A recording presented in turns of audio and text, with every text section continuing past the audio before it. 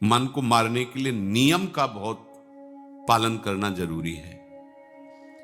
आप अपनी दिनचर्या ऐसी बनाएं, या गुरुजनों से जो पास हुई दिनचर्या, आपके पास प्रातः काल से शयन काल तक 1 मिनट भी खाली नहीं होना चाहिए।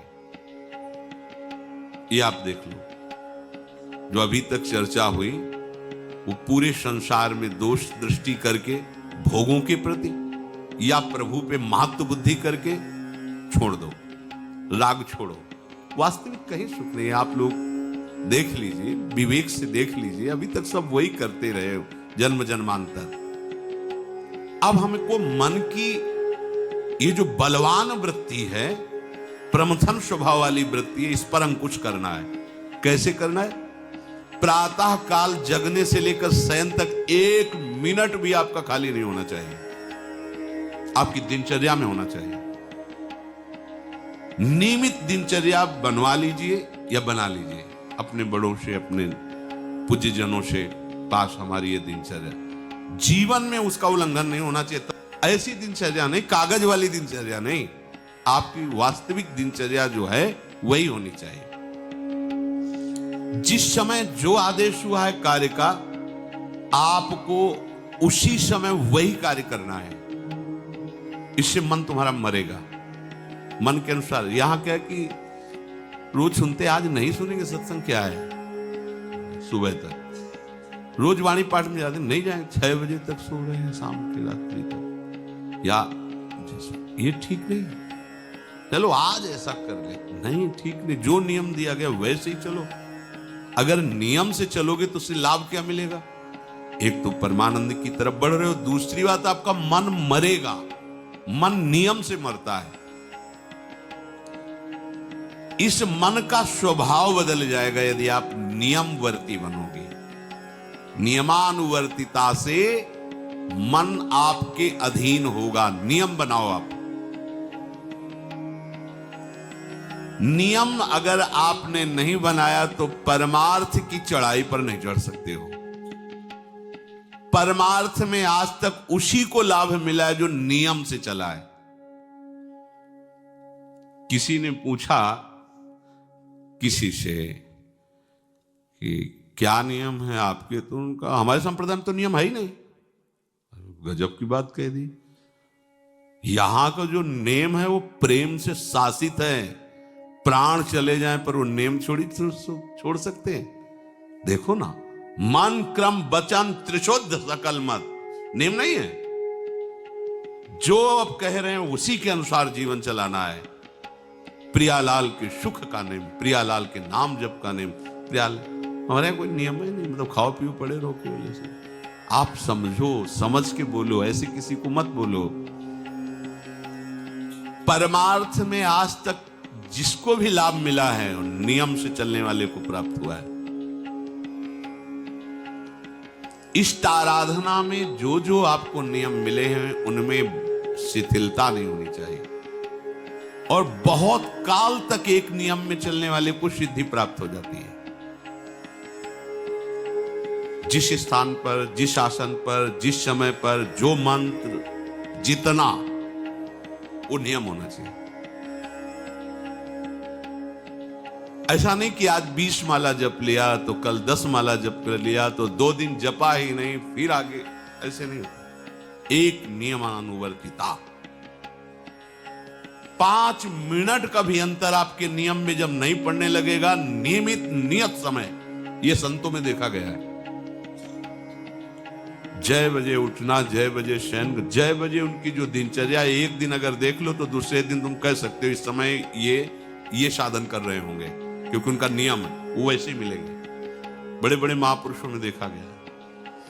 ये 2 बजे के जगने का समय तो मतलब जैसे लगभग विषयी पुरुष सब सोते हैं, ऐसे लगभग जो भगवत प्राप्ति की लगन वाले साधु 2 बजे जग जाते हैं सब।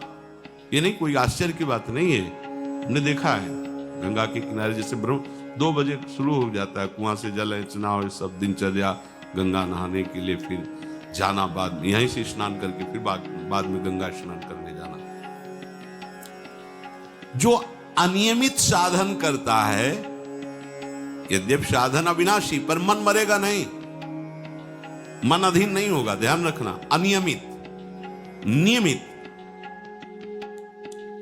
आज 1 घंटे बैठे, कल 30 मिनट बैठे, परसों 10 मिनट, और फिर आगे बैठे ही नहीं 2-4 दिन, बिल्कुल नहीं, ऐसा नहीं। चाहे 10 मिनट से शुरुआत करो तो 11 होना चाहिए, कभी 9 नहीं होना चाहिए। The world's most critical and at-risk enterprise applications have been neglected for far too long. ONAPS और बार बार दिनचर्या का परिवर्तन नहीं होना चाहिए, मंत्र का परिवर्तन नहीं होना चाहिए, नाम का परिवर्तन नहीं होना चाहिए, खाने पीने का, शयन का, जगने का बिल्कुल नियत समय होना चाहिए मन को वश में करने के लिए। ये जो लोग ने कि जब जहां जैसे आया चिड़िया की तरह चुनते रहते हैं, कुछ लोगों को तो देखा है, यहां तो शासन है, सत्संग में भी बोतल खोली, एक घूंट ऐसे थोड़ी थोड़ी देर पर, अरे मर थोड़ी जाओगे, अमृत बरस रहा भगवत चर्चा, उसका पान करो। चिड़िया की तरह कभी ऐसे जेब में डाले, वो रंगीन पुड़ियों नहीं होती है, ऐसे थैली निकाला, भुजिया चवा दो, पानी, ऐसे मर थोड़ी जाओगे। एक बार भोजन डाल दो, प्राण पोषण होता रहेगा, एक बार नहीं 2 बार से। इसके बाद ज्यादा ये नहीं होना चाहिए, थोड़ा ये पाया, थोड़ा वो पाया, थोड़ा प्रसाद में मिले प्रणाम कर लिया, जरा चख लिया, रख लिया, और जब प्रसाद पाएंगे तब पा लिया। बार बार खान पान से भजन में विक्षेप पहुंचता है। अगर मन को मारना है, भगवत प्राप्ति करना है, तो खान पान का समय, शयन का समय, शयन का समय मानो आप 9 बजे से 2 बजे तक, 9 बजे आप सैया पर होना चाहिए। 2 बजे आप सैया छोड़ ही दो, नींद आई हो या ना आई हो, इससे कोई मतलब नहीं। नियम सो नियम, यानी आज रात में नींद नहीं आई तो आज सो लेते नहीं, उठो तुरंत आपकी दिनचर्या। अपने लोगों ने अभ्यास जब किया ना, प्रेमानंद जी महाराज असली नाम है अनिरुद्ध कुमार पांडे, एक प्रसिद्ध भारतीय संत और गुरु हैं जो राधा वल्लभ संप्रदाय से ये है और वृंदावन में रहते हैं। वे अपने ज्ञानवर्धक प्रवचनों, भक्ति मार्ग पर जो जोर और सादगी पूर्ण जीवन के लिए जाने जाते हैं। खासकर किडनी की बीमारी से जूझने के बाद भी उनका अटूट विश्वास और जीवन के प्रति सकारात्मक दृष्टिकोण लोगों को प्रेरित करता है। मुख्य बातें: वास्तविक नाम और जन्म, रियल नेम एंड बर्थ। उनका बचपन का नाम अनिरुद्ध कुमार पांडे था और उनका जन्म कानपुर, उत्तर प्रदेश में हुआ था। आध्यात्मिक यात्रा: ये राधा और कृष्ण के दिव्य प्रेम पर केंद्रित रसिक परंपरा को संत है। स्वास्थ्य और विश्वास: 2006 में इन्हें किडनी की गंभीर बीमारी का पता चला, जिसके बाद इन्होंने भौतिक इच्छाओं से दूरी बनाकर भगवत प्राप्ति पर ध्यान केंद्रित किया। उनके प्रवचन जीवन के व्यवहारिक पहलुओं और मन की नियंत्रित करने पर जोर देते हैं, जैसे नकारात्मक विचारों से बचना और आत्मसंयम रखना। अपने गहरे आध्यात्मिक ज्ञान और जीवन को सकारात्मकता से देखने के तरीकों के कारणों वे आज लाखों लोगों के प्रेरणा स्रोत हैं, खासकर युवाओं में। भगवान पर अटूट विश्वास: हर मुश्किल में ईश्वर पर भरोसा करना, मन पर नियंत्रण, विचारों को सजगता से देखना और अच्छे विचारों को जगह देना। भगवत प्राप्ति की परम लक्ष्य जीवन का मुख्य उद्देश्य ईश्वर को प्राप्त करना है। सादगी और ब्रह्मचर्य: भौतिकता से दूर रहकर आध्यात्मिक मार्ग पर चलना। संक्षेप में, प्रेमानंद जी महाराज एक ऐसे संत हैं जो अपनी बीमारी और चुनौतियों के बावजूद अपने उपदेशों से लोगों को प्रेम, भक्ति और सकारात्मक का मार्ग दिखाते हैं।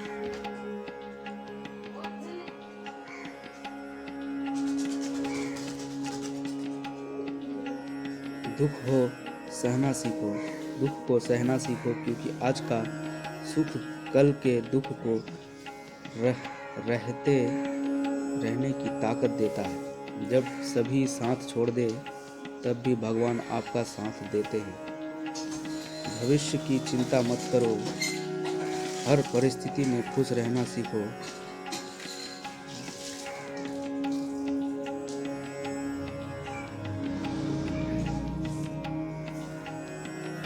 जो होगा